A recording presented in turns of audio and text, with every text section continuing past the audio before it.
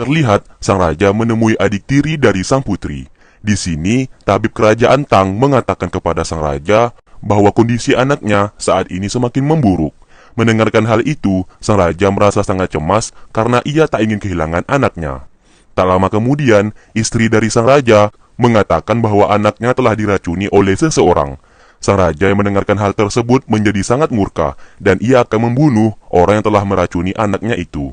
Di saat sang raja pergi, terlihat istrinya mencoba untuk mengeluarkan racun yang berada di tubuh anaknya tersebut dengan menggunakan sihir yang ia miliki, tanpa diketahui oleh sang raja. Tak lama kemudian, racun itu pun keluar dari mulut anaknya. Sang raja segera menemui Putri Liu. Di sini ia mencurigai kalau Putri Liu yang telah meracuni adik tirinya, karena sang raja mengira kalau Liu tak suka kepada adik tirinya tersebut. Mendengarkan hal itu, Putri Liu langsung membantah semua tuduhan dari ayahnya dan mengatakan kalau ia tidak mungkin melakukan hal tersebut. Terlihat, Lukman yang berada di sana tak sengaja mengatakan kalimat racun. Hal tersebut membuat sang raja menaruh curiga kepadanya. Sang raja lalu bertanya kepada Lukman, apakah ia telah meracuni adik tirinya. Dengan terbata-bata, Lukman pun berbohong dan menjawab kalau ia juga tak mungkin melakukan hal tersebut. Tak lama kemudian, istri dari sang raja menghampiri mereka kalau anaknya saat ini telah sembuh kembali dan meminta sang raja untuk mengampuni mereka. Akan tetapi, sang raja tetap saja memberi hukuman kepada Liu karena ia mencurigai semua permasalahan ini dilakukan oleh Liu. Di sana, sang raja menyuruh Liu untuk meninggalkan istana negara Tang dan tidak diperbolehkan untuk kembali ke sana. Sang raja juga memberi hukuman kepada Lukman dan tidak diperbolehkan untuk kembali ke akademi. Mendengarkan hal itu, mereka dengan sangat bersedih segera meninggalkan tempat tersebut.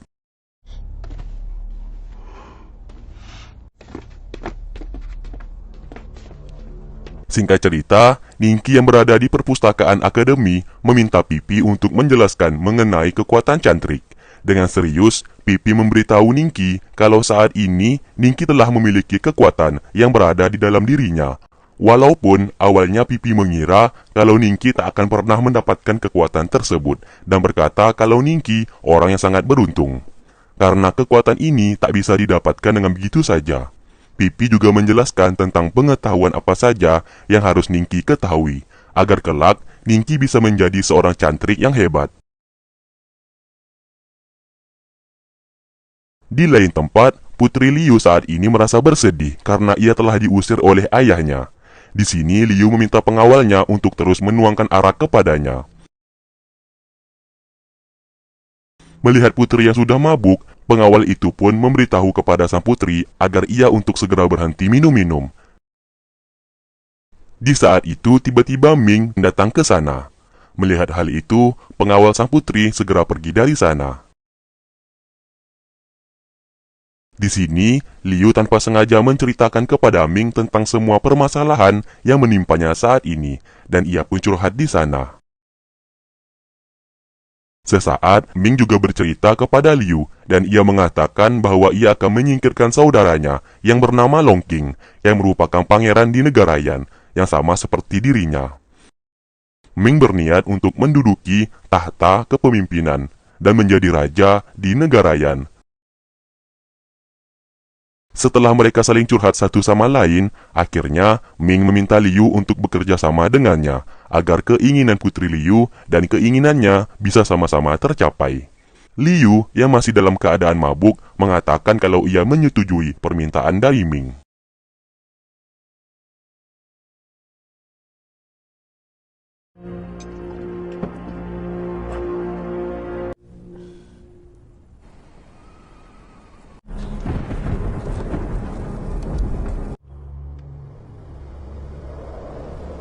Di lain tempat, pasukan negara Tang yang dipimpin oleh Xiao Ho menyerang perbatasan yang dimiliki oleh pasukan negara Yan. Di sana pasukan negara Tang membantai habis seluruh musuh hingga tak tersisa.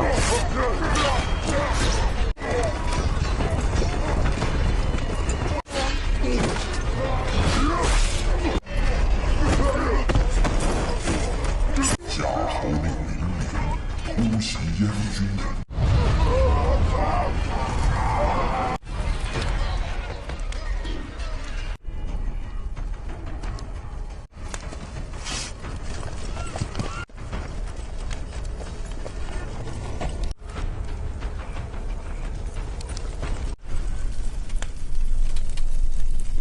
itu, Xiao Ho kembali ke perbatasan negara Tang, dan di sana salah satu prajuritnya mengatakan kalau sang raja tidak pernah memerintahnya untuk menghabisi pasukan negara Yan.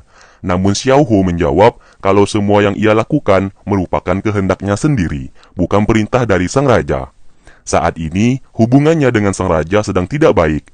Semua yang ia lakukan selalu salah di mata sang raja. Maka dari itu ia tak peduli dan akan bergerak sesuai keinginannya saja. Di lain sisi, sang raja mendapatkan sebuah kertas di bawah bantalan kursi miliknya. Ia pun menjadi heran siapa yang menulis kata-kata tersebut, karena tulisan itu sangatlah indah. Maka dari itu, sang raja memerintahkan seluruh pasukan untuk mencari orang yang menulisnya. Di sini, sang raja sedikit marah, kenapa ada orang yang bisa masuk ke dalam perpustakaan tersebut, karena ruangan itu adalah miliknya, dan pastinya tidak ada satupun orang yang boleh masuk ke sana. Oleh karena itu, seluruh pasukan diperintah untuk mencari orang tersebut sampai ketemu. Singkatnya, di akademi, Guru Chow mengatakan kalau sebentar lagi akan diadakan ujian tingkat kedua, yang dimana salah satu dari mereka akan terpilih dan menjadi siswa tingkat kedua dan menjadi murid dari master. Mereka pun bersemangat mendengarkan hal tersebut. Di sana, hanya Ningki yang tak masuk ke kelas, dan ia pun saat ini dengan santainya berada di rumah. Di sana, Ningki tak sengaja menggaruk badannya. Namun, Sang juga merasakan kalau tubuhnya seperti digelitik oleh seseorang. Ningki yang menyadari itu, lalu mencobanya lagi.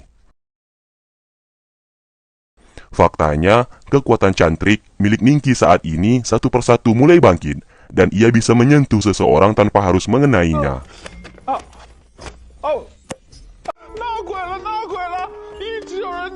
Saking senangnya, ia pun menggendong Sang di sana. Di lain tempat, Liu menghampiri pamannya. Di sini Liu menceritakan ke Lipian kalau ia saat ini sudah diusir dari istana oleh ayahnya sendiri. Ia mengatakan kalau ayahnya pasti sudah diguna-guna oleh ibu tirinya, karena saat ia kecil, ia pernah melihat ibu tirinya itu pernah melakukan sebuah ritual kepada ayahnya. Namun sampai saat ini, ia tidak tahu ritual apa yang dilakukan oleh ibu tirinya tersebut. Lipian juga membenarkan hal tersebut, karena ia juga sempat melihat Xiao Tian mengangkat tubuh sang raja yang saat itu jatuh sakit. Ia merasa heran kenapa Xiao Tian mampu mengangkat seseorang, padahal Xiao Tian seorang wanita dan lemah. Lipian menganggap Xiao Tian merupakan seorang siluman yang sudah mengguna-guna sang raja saat ini. Liu memohon kepada pamannya agar mau membantunya untuk menyingkirkan ibu tirinya tersebut, karena ia takut terjadi apa-apa dengan ayahnya nanti. Sebagai seorang paman, Lipian berjanji akan membantu keponakannya tersebut dan membantu Liu untuk menyingkirkan Xiao Tian. Kembali ke Ningki. Terlihat ia menunjukkan kekuatan barunya, yaitu ia mampu menggerakkan suatu barang tanpa menyentuhnya. Lalu ia pun pergi menemui si gendut, yaitu Pipi. Di sana ia menunjukkan kekuatan barunya yang baru saja bangkit dari tubuhnya. Terlihat ia mengendalikan api di lilin tersebut dan menggerakkan sebuah barang tanpa menyentuhnya.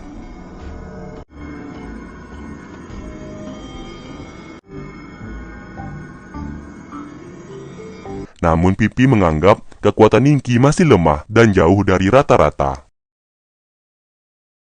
Singkat cerita, kabar mengenai seseorang telah masuk ke dalam ruangan sang raja dan menulis sebuah kalimat dengan tulisan yang indah telah diketahui oleh seluruh siswa. Kini mereka penasaran siapa orang tersebut, karena kabar yang mereka dengar kalau tulisan itu sangatlah indah. Bahkan sang raja memuji tulisan tersebut. Ningki yang di belakang mereka mendengarkan berita itu, yang seperti kita tahu kalau orang yang menulisnya adalah Ningki. Saat ini, Putri Liu berada di tempat pengasingan karena telah diusir oleh ayahnya sendiri. dan ia juga ditemani oleh penjaga pribadinya yang bernama Yue. Di lain sisi, di perbatasan negara Tang, Xiao Ho didatangi oleh raja dari negara Yan, yang memarahi tindakannya karena sudah menyerang pasukan negara Yan. Raja negara Yan ini mengatakan kalau negara Tang dan negara Yan sudah berdamai. Xiao Ho menjawab kalau semua yang ia lakukan merupakan atas keinginannya sendiri, bukan dari perintah sang raja. Mendengarkan hal tersebut, raja negara Yan menjadi murka kepadanya. Di lain tempat, Ningqi yang sedang belajar mendapatkan informasi dari guru Cao kalau sebentar lagi pangeran dari istana Siling, yaitu Long Qing, akan segera tiba di negara Tang, dan Long Qing akan mengikuti ujian di akademi supaya bisa masuk ke dalam tingkat kedua. Guru Cao mengatakan, Master hanya akan memilih satu orang saja yang bisa masuk ke dalam tingkat kedua, dan mereka harus bersaing secara sehat nantinya. Setelah itu Ningqi menemui Pipi. Di sana ia menanyakan siapa itu Long Qing. Pipi lalu membawanya jalan-jalan keluar. Di sana ia bercerita kalau Long Qing merupakan salah satu anak dari Raja Negara Yan. Dan anak Raja Negara Yan ada dua, yaitu Ming sebagai kakak, sedangkan Long Qing sebagai adik. Karena negara Yan sudah ditaklukkan, kini Ming berada di negara Tang, sedangkan Long Qing berada di istana Siling dan diangkat menjadi pangeran di sana. Di tengah perjalanan, Ningqi melihat ada sebuah tempat tinggal. Ia pun menanyakan tempat siapa itu. Pipi lalu menjelaskan kalau itu rumah milik Master. Disinilah ia bercerita kalau Master merupakan raja negara Tang terdahulu yang super duper kuat di muka bumi. Dan Master memiliki 12 murid terpilih yang diketahui Junmo adalah murid kedua oleh Master, sedangkan Pipi adalah murid ke-12. Itu semua ditandakan dengan sebuah plakat yang ditunjukkan oleh Pipi. Dan plakat itu tandanya mereka adalah murid dari Master. Dan ujian tingkat kedua nantinya menentukan siapa yang berhak menjadi murid ke-13, dan Master sendirilah nanti yang memilih. Saat sedang berjalan, mereka tak sengaja bertemu dengan Junmo. Di sana Ningqi teringat kalau ia pernah bertemu dengan orang itu sebelumnya dan sempat membantunya mengalahkan pasukan negara Yan yang mencoba membunuh Putri Liu kemarin. Sesaat Pipi mengatakan kalau Junmo merupakan kakak kedua dari murid Master. Di sana pun Junmo unjuk gigi. Terlihat ia pun hanya menggerakkan sarung pedang miliknya dan seketika, BAM! Beberapa gunung salju di sana menjadi hancur tak tersisa, dan itulah kekuatan seorang cantrik yang sesungguhnya.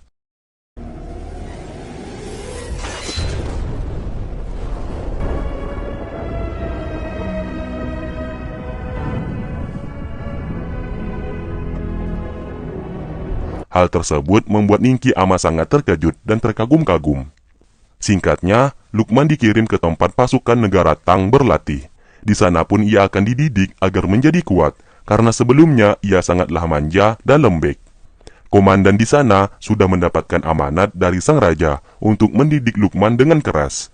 Setelah itu, terlihat ia disiksa habis-habisan, karena ia tak bisa melakukan apa-apa. Ia pun dicambuk hingga badannya penuh luka dan memar.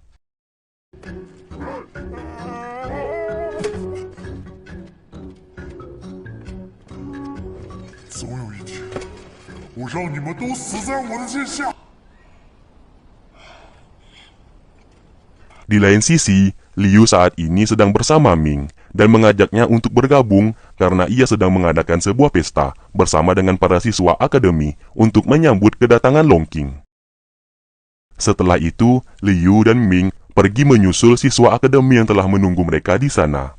Tak lama kemudian, Long Qing datang ke sana dan memberikan hormat kepada Putri Liu. Sesaat, Ming menatap tajam ke arah Long Qing, karena Long Qing merupakan adik kandungnya. Long Qing sesaat memanggil Ming dengan sebutan kakak. Namun di sana, mereka saling menjaga image satu sama lain di hadapan Putri Liu. Ningqi yang tak peduli dengan pesta tersebut mencoba pergi dari sana dan memanggil adiknya agar ikut bersamanya. Kembali ke mereka. Di sana perdebatan sedikit terjadi, yang dimana pengawal dari Long Qing mengatakan kalau Long Qing merupakan anak yang berbakat di istana Siling, dan ia juga meremehkan siswa akademi dari negara Tang. Cheng yang berada di sana menjadi kesal dengan pernyataan mereka. Ia pun berdiri dan menantang Long Qing untuk berduel ilmu pengetahuan. Akhirnya duel pun dimulai. Masing-masing dari mereka saling mengajukan pertanyaan dan saling menjawab. Dan pada akhirnya, Long Qing yang memenangkan duel tersebut, karena bagaimanapun juga, ia memang seorang pria berbakat yang memiliki segudang ilmu pengetahuan di otaknya. Karena Cheng telah kalah, ia pun pergi dari sana. Dan terlihat siswa lainnya juga hendak pergi, karena seluruh siswa akademi hanya Cheng yang dianggap paling pintar. Namun sesaat, Putri Liu memarahi mereka karena mencoba meninggalkan tempat itu. Akhirnya mereka pun duduk kembali, kecuali Cheng yang telah pergi dari sana. Tak terima negara Tang sudah diremehkan, pengawal pribadi Putri Liu, yaitu Yue, mencoba mengajak Long Qing duel minum arak. Arak pun dibawa ke tempat itu oleh para pelayan, dan seluruh siswa juga mendapatkan masing-masing satu gelas, terkecuali Ningqi dan Sang. Mereka berdua mengambil 2 gelas masing-masing, karena mereka berdua memang gila minum arak. Sedikit info, Sang memang menyukai arak karena ia memiliki penyakit dingin di tubuhnya yang mengharuskannya meminum arak supaya tubuhnya tetap hangat. Oke, lanjut. Akhirnya, duel pun dimulai. Yue dan Long Qing masing-masing meminum segelas arak mereka. Di saat Yue meminum segelas arak berikutnya, ia pun seketika tumbang karena sudah tak mampu untuk meminum lagi. Sedangkan Long Qing masih dengan santuinya minum 2 gelas arak yang ia miliki.